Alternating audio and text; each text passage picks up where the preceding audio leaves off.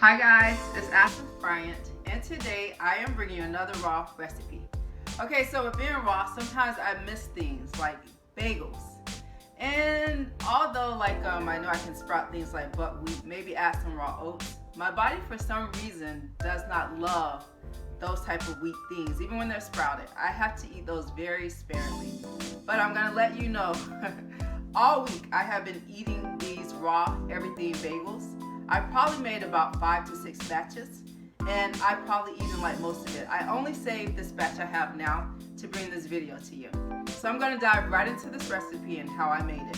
For this recipe, you will need 1 cup of almonds. I soaked these almonds overnight, rinsed them very well, and then put them in this bowl for this recipe. So that's 1 cup of almonds. You'll also need 3 to 4 carrots, depending on what size they are, but I usually use about 3.5 this size.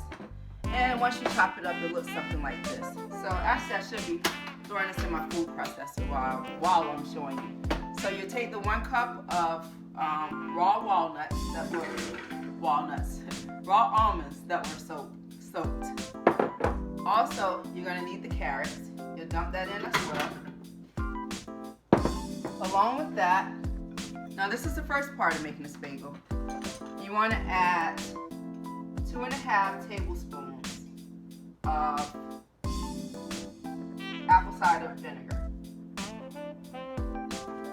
Okay, so before you do anything else with these raw bagels, you're going to need to blend this part for at least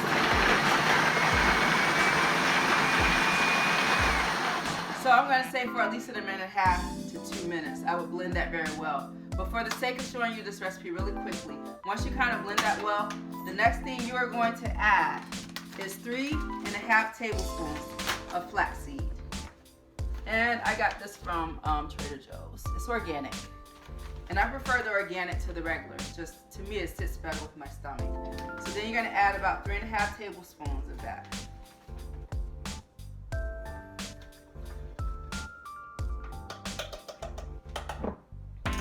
Next thing you want to add is 1/3 cup of onion powder. And I know some of you are probably like, oh, that's a lot. But people like me who love onion powder, it's not a lot. So you want to dump that in. The next thing you want to add is the garlic powder. I don't know why I don't see it up here. But you also want to use, sorry guys, I don't see my garlic powder. So I'll just have to in a second. So you also want to use garlic powder. And you only want to use 1 teaspoon of this. And you're going to add that into there. The next thing you will need is some salt. Now they say 1.5 teaspoons, but I'm using only 1 teaspoon. Only because once I spread the topping for the everything bagel, that kind of has salt in it as well. So, last but not least, you're going to use 1 tablespoon of olive oil. So I'm just going to run through the ingredients of what I have in here again. I dumped in 1 cup of almonds, 3.5 chopped up carrots, and then I added 2.5 tablespoons of apple cider vinegar. And I blended that. You want to blend that for 2.5 minutes. I didn't on camera, but if I wasn't, I would do that first. After you blend that really well, the next thing you're going to add is your other seasonings. And the next thing I added was flaxseed, 3.5 tablespoons of flaxseed. I also added 1/3 cup of onion powder, and then 1 teaspoon of garlic powder, 1 teaspoon of salt, and another tablespoon of olive oil. The next thing you want to do is blend that really well. And with my food processor, it probably takes about 3 minutes. And while it's blending, I give it just a moment for it to start blending. And then I begin to add You want to add maybe about a little bit less than half a cup of water. Oh, so bootleg right here. You want to add a little bit less than half a cup of water as you start to blend it.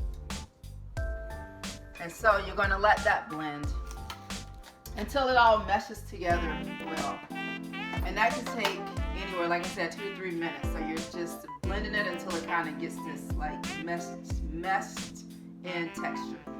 Okay, so after you blend it, it is going to look like this. Okay? The next thing you can do when you're making these everything bagels,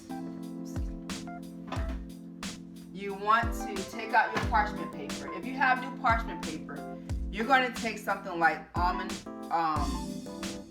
like your almond powder, and spread a little bit on the paper. But because I already made bagels, I took some of the leftover parts and I just sprinkled it as crumbs, because if you don't, your bagels will kind of stick to the parchment paper. So you'll take this parchment paper and you'll take out just like this. And it is kind of messy, but I like doing stuff like that. And so you want to take it out, and you can use a spoon even if you want. Kind of make like a little hole in it. She'll look something like that. You want to take that and lay that on your parchment paper. And continue to do that until you have about 6 of them.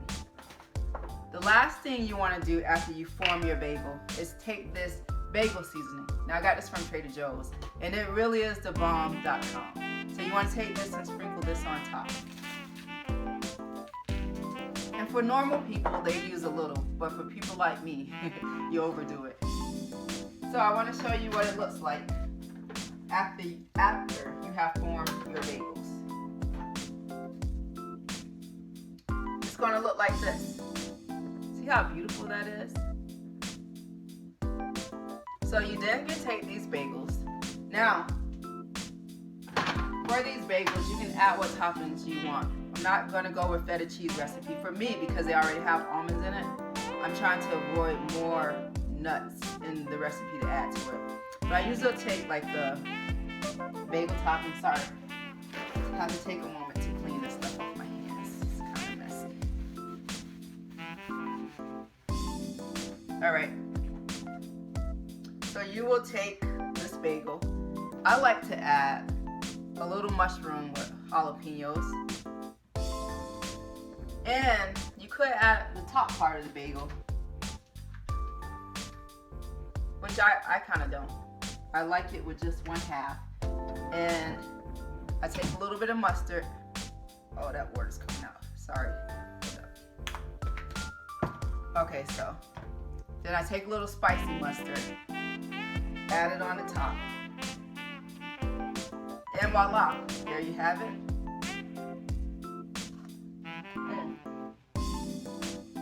So good.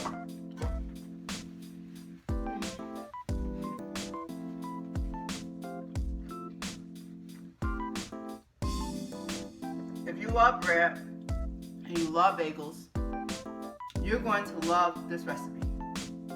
The only thing is, sorry guys, it takes a minute to show it. The only thing is, it is a whole lot healthier than these bagels you purchase out of the store.